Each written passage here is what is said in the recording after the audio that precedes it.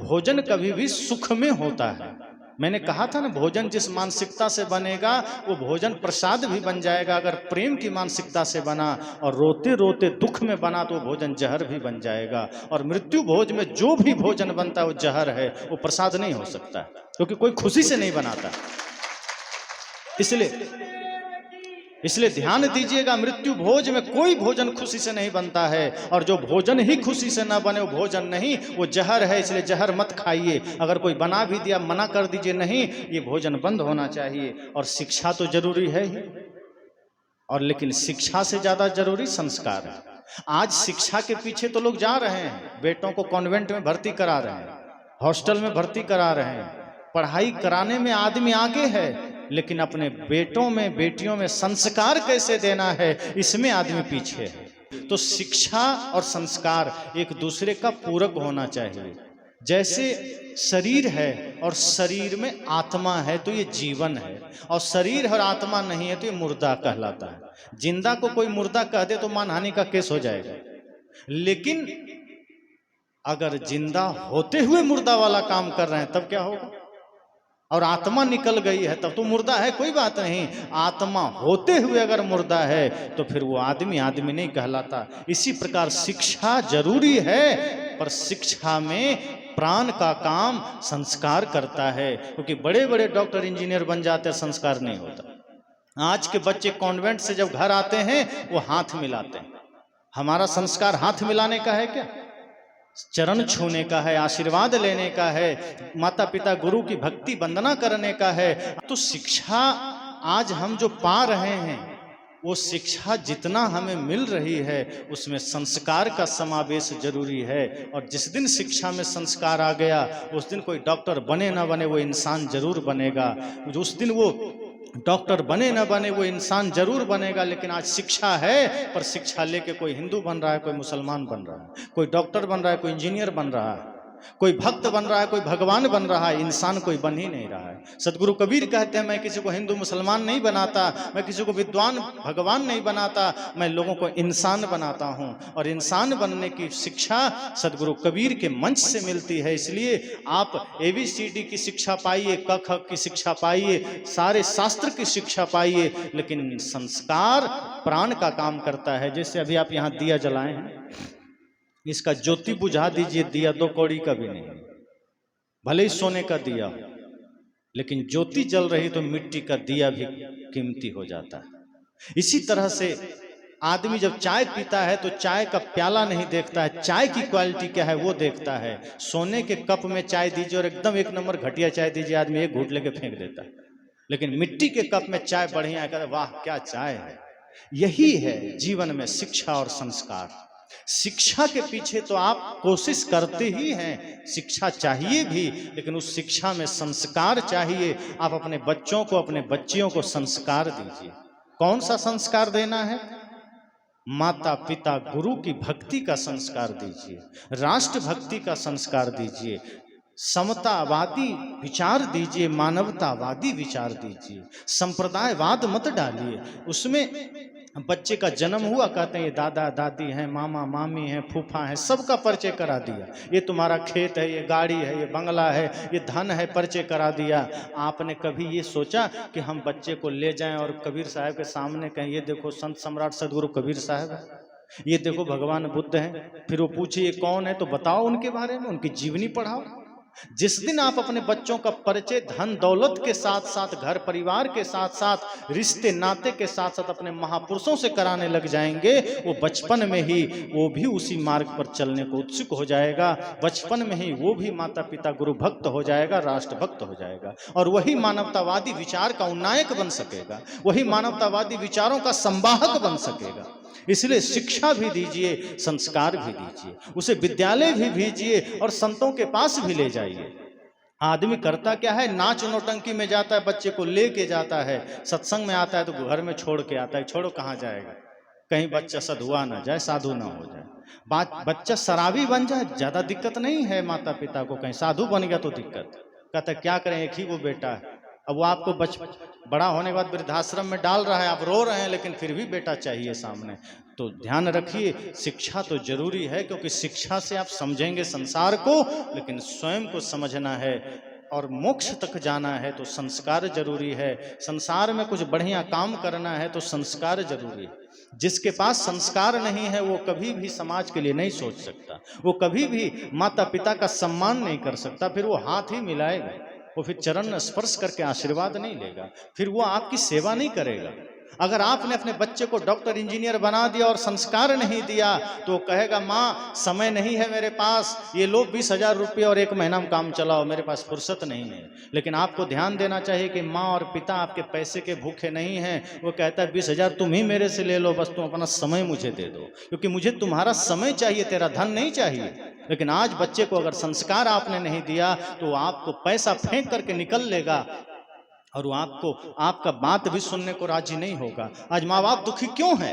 वो ये इसलिए दुखी नहीं है कि भोजन नहीं मिल रहा, भोजन तो नहीं ही मिलता है। बहुत जगह ऐसे भी माँ बाप हैं जिनको बच्चे भोजन नहीं देते, लेकिन माता पिता ज्यादा दुखी इसलिए हैं कि बेटा समय नहीं देता, बहुत समय नहीं देता, और कुछ बोला तो चुप करा दिया कि जाओ तुम पीछे के रूम में या कहीं अलग रूम में, तुम हमारे बीच मत रहो।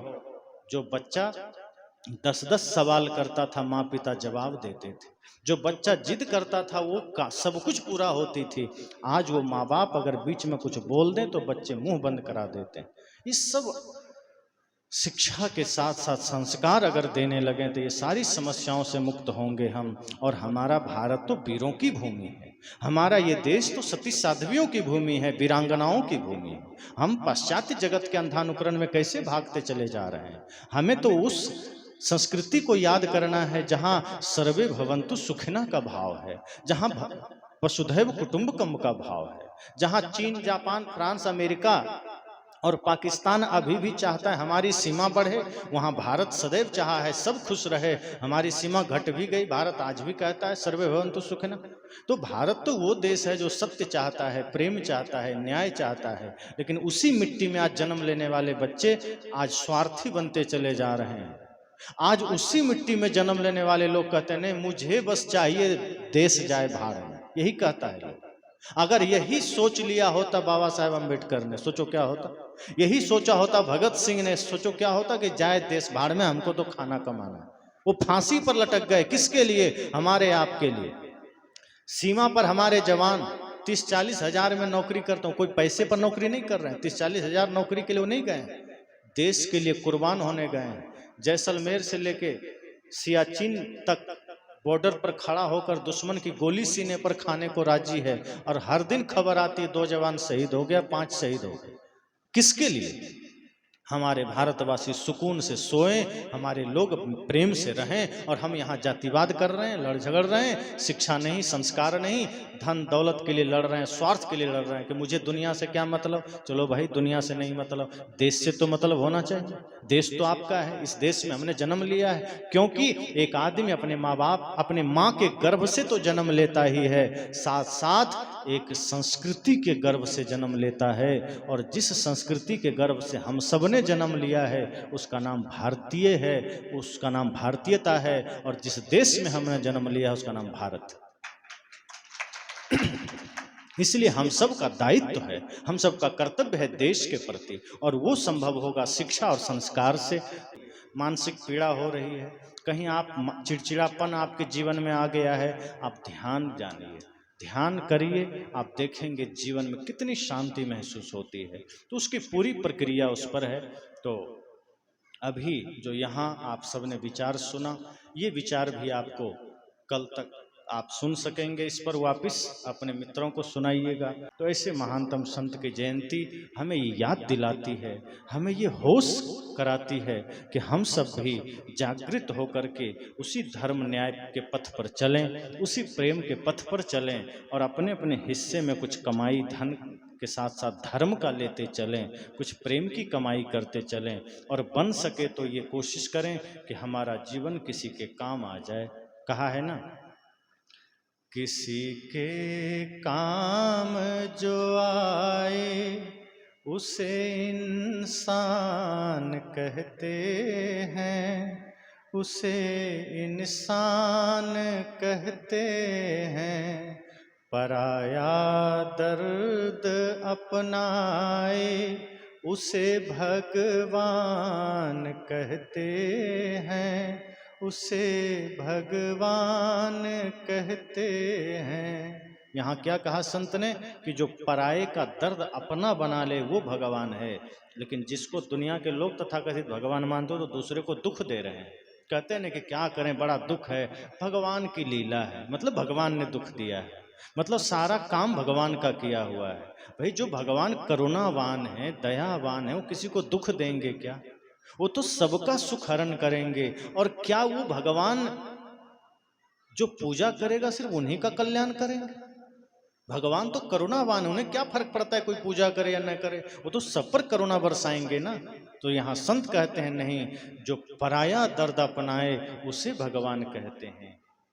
तो इसी तरह से अगर हम भी जीवन में किसी के काम आ गए, कोई बढ़िया नेक काम कर गए, तो समझना तब हम इंसान हैं। और अगर किसी का दर्द हमने अपना बना लिया, किसी का दुख हमने खत्म कर दिया, तो हम ही भगवान भी हो गए। इसलिए वेद के ऋषियों ने कहा अहं ब्रह्मास्मि, मैं ही ब्रह्म हूँ। ये झूठ बात नहीं, कबीर साहब ने भी यही कहा है, हो हुजूर ठाड़ कहत हो अब ते समर संहार। साहब ने कहा तुम ही स्वामी हो, यही वेद कह रहा अहं ब्रह्मास्मि तत्वमसि अयम आत्मा ब्रह्म प्रज्ञानम ब्रह्म। चार वाक्य है वेद का, चारों का अर्थ वही है कि तुम भी वही हो। जैसे ही वेद के ऋषियों ने कहा मैं ही ब्रह्म हूं, तो किसी ने पूछा मैं कौन हूं, तब ऋषि ने कहा तत्वमसि, तुम भी वही हो। का ये आत्मा क्या है, तब कहा अयम आत्मा ब्रह्म, ये आत्मा ही ब्रह्म है। का ज्ञान क्या है, तो प्रज्ञानम ब्रह्म, ये ज्ञान भी ब्रह्म है, क्योंकि ज्ञान आत्मा का स्वरूप है।